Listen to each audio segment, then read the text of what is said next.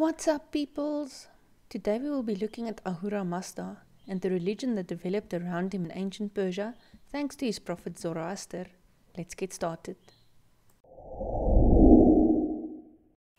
Ahura Mazda is the supreme god in ancient Iranian religion, especially Zoroastrianism, which is the religious system of the 6th century BCE Iranian prophet Zarathustra, whose Greek name is Zoroaster. Ahura Mazda was worshipped by the Persian king Darius I, who reigned from 522 BCE to 486 BCE, and his successors as the greatest of all gods and protector of the just king. As with all supreme deities, Ahura Mazda carries a long list of titles and characteristics.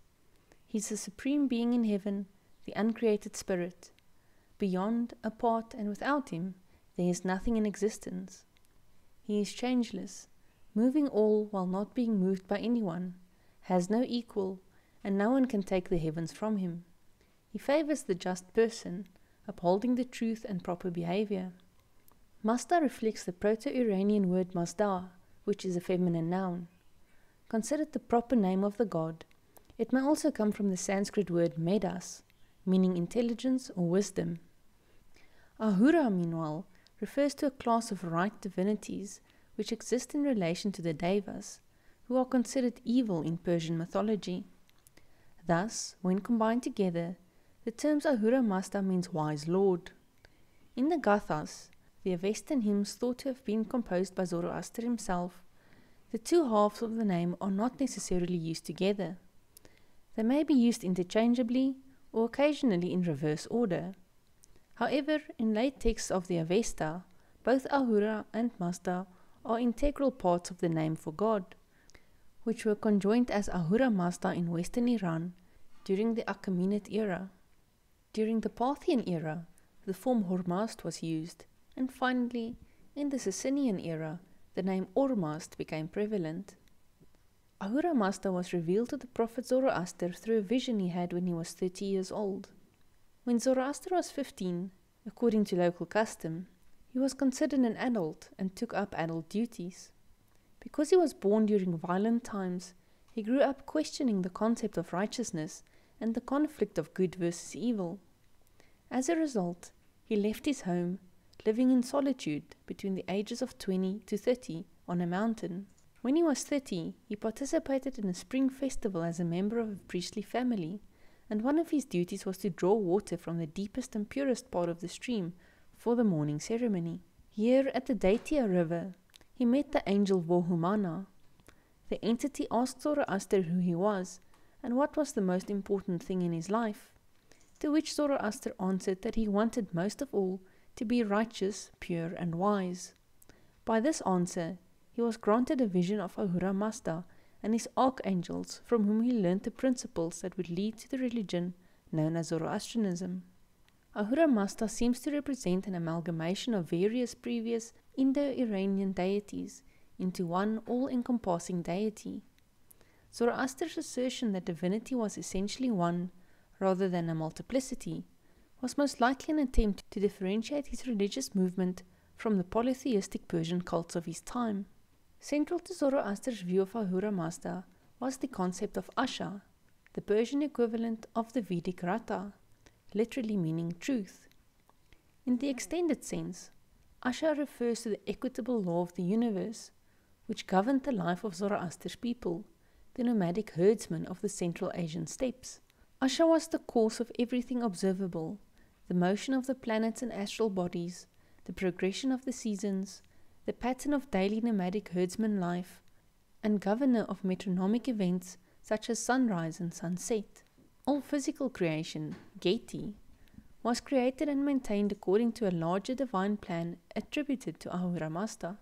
Violations of the order, called Druj, were violations against creation, and thus transgressions against Ahura Mazda. In Zoroaster's original teachings, Ahura Mazda was the transcendent entity which actually existed above the opposed forces of Asha and Druj. In Zoroaster's formulation, these antipodes were personified by two spirits who represented good in the form of Spentamanyu and evil in the form of Angramanyu, also called Ahriman. The struggle of these spirits against each other makes up the history of the world and is reflected in the choice between good and evil that humanity constantly faces.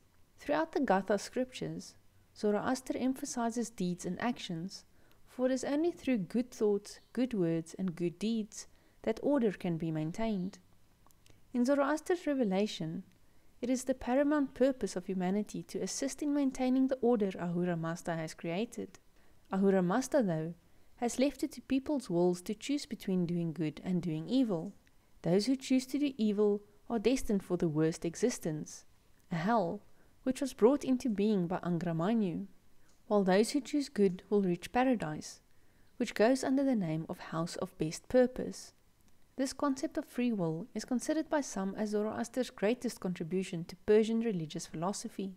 The concept of Asha versus Druj should not be confused with the good versus evil battle evident in Western religions. Although both forms of dualism express moral conflict, the Asha versus Druj concept is more subtle and nuanced, representing, for instance, chaos that opposes order, or uncreation, which is evident as natural decay. According to Zoroaster's teachings, while Ahura Mazda is seen as the one uncreated creator of all, he is not seen as the creator of Druj, for as anti-creation, the Druj are not created, or not creatable, and therefore, like Ahura Mazda, are uncreated. All is therefore the supreme benevolent providence, and Ahura Mazda, as the benevolent creator of all, is consequently the creator of only the good. In Zoroaster's revelation, Ahura Mazda will ultimately triumph, but cannot, or will not, control the Druj in the here and now. As such, Zoroaster did not perceive Ahura Mazda to be the root of evil, nor was he considered wholly omnipotent. In Zoroastrianism, as reflected in the Avesta, Ahura Mazda is identified with Spenta Mainyu, and is directly opposed to Angra Mainyu. The good and evil spirits are conceived as mutually limiting, co-eternal beings, the one above and the other beneath, with the world in between as their battleground.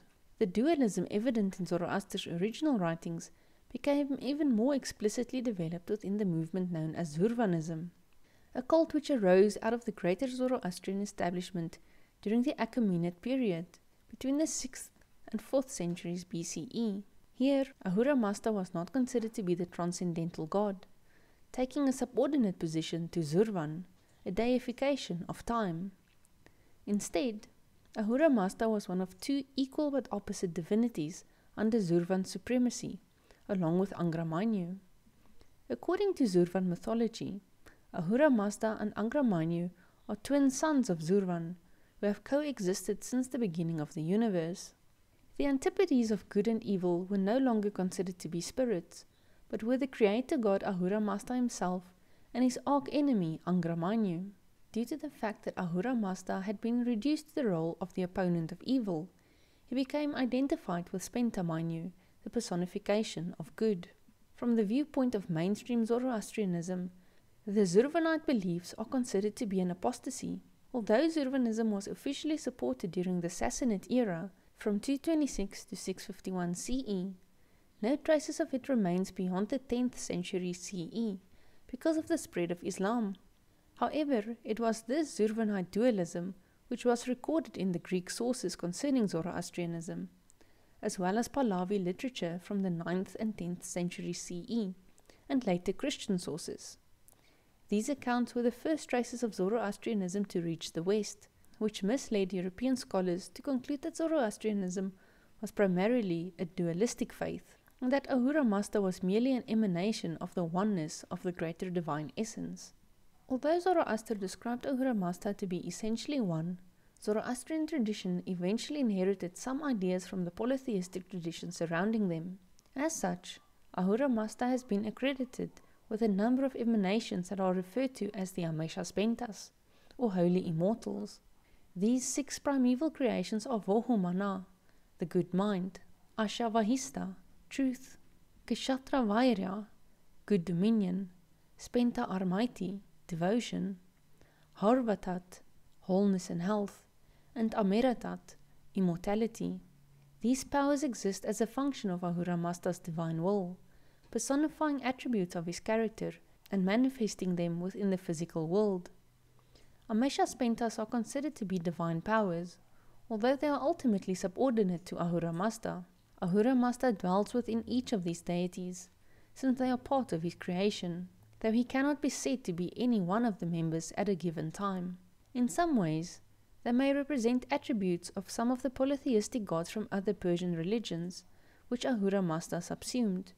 Each of these beings are considered to be worthy of worship in their own right, not in a direct fashion, but rather as a means for communicating with Ahura Mazda. The doctrine implicit in the Gathas is that all beneficent divinities were evoked by Ahura Mazda to aid him, and so to worship any one of them is in reality to worship Ahura Mazda himself. The Amesha-spentas are typically represented in iconography in human form, dressed in traditional Zoroastrian attire of a cloak and cap, and often they feature symbols which are related to the particular Amesha-spenta. For example, Ashavahista is accompanied by fire, a conventional Zoroastrian symbol for truth. The Greek historian Herodotus reported that the Persians generally did not use statues as part of their religious activities. This statement has been confirmed by archaeological records and explains why there are so few known images of Ahura Mazda. The earliest reference to the use of an image accompanying devotion to Ahura Mazda is the reign of Artaxerxes Mnemon of 365 BCE, in which a satrap of Lydia raised a statue to Zeus the lawgiver. From the reign of Cyrus the Great in the 6th century BCE down to Darius III in the 4th century BCE, it was apparently customary for an empty chariot drawn by white horses to accompany the Persian army. According to Herodotus, who first described the practice, this chariot was sacred to a supreme god also referred to as Zeus, who was presumably believed to position himself at the head of the army. This supreme deity referred to in these examples is most likely Ahura Mazda, as Greek authors frequently use the term of their own supreme deity Zeus in order to refer to gods who served a similar function in other cultures. The worship of Ahura Mazda with accompanying images is also known to have occurred during the Parthian era of Persian history, around 250 BCE to 226 CE, but by the beginning of the Sassanid period in 226 CE, the custom appears to have fallen out of favor. Several images from Sassanid times do exist, however. Some torsos depict Ahura Mazda emerging from a disc or a winged ring, accompanied by paws and a bird's tail. Although there are various opinions as to the meaning of such images, most scholars agree that the winged disc represents Ahura Mazda himself. Other images claiming to depict Ormazd reveal a male figure standing on horseback, who wears a turreted crown and on occasion carries the barsham of the priests. However, rejection of anthropomorphic images of divine entities, including Ahura Mazda, became common in later Zoroastrianism, which is largely aniconic. The worship of Ahura Mazda takes the form of the yasna ritual, involving the fire sacrifice of a beverage called homa, and is held for the benefit of all Menok beings, although it is primarily directed towards Ahura Mazda. Ahura Mazda is foremost among the spiritual beings who are invited to partake in the ceremony. The yasna's primary purpose is to create an ideal environment for the cohesion of the spiritual and material worlds through a series of ritual purifications. In the process, praise is given to Ahura Mazda for the good Menok which he has created. During the undertaking of the ceremony, the glorious purity of Ahura Mazda is cultivated so that it shines through the priest performing the ritual, allowing those present to obtain a glimpse of the world as it will appear in its renewed state following eschaton. The African liturgy offers direct praise to Ahura Mazda for the bounty he has bestowed upon the world.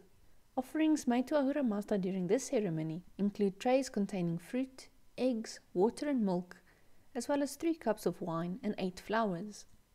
These items symbolize the blessings Ahura Mazda bestows upon humanity. In addition to strengthening the bond between Menok and Getik, the ritual also requests further blessings of Ahura Mazda upon the larger community of Zoroastrians. Due to the fact that many contemporary Zoroastrians do not have access to public ritual observance, given their dwindling numbers, private remembrance of Ahura Mazda has become an indispensable part of their religious exercise, which occurs mainly through prayer. All devotional acts, whether priestly or lay, begin with a formula of homage to Ahura Mazda. The obligatory prayers, to be recited 5 times daily, are prefaced with a declaration in Middle Persian that Ahura Mazda is Lord, and Zoroastrian prayers may be said in the presence of either fire or the sun. The origins of Ahura Mazda seem to be tied to the early beliefs of the Proto-Indo-Iranian Aryans. Scholarly consensus identifies a connection between Ahura Mazda and the Hindu Vedic gods Varuna and Mitra. For instance, the Proto-Indo-Iranian divinity is the nameless father Ahura, which is Varuna of the Rig Veda. In this view, the Zoroastrian Mazda is the equivalent of the Vedic Madeira, described in the Rig Veda as the revealed insight into the cosmic order that Varuna grants his devotees.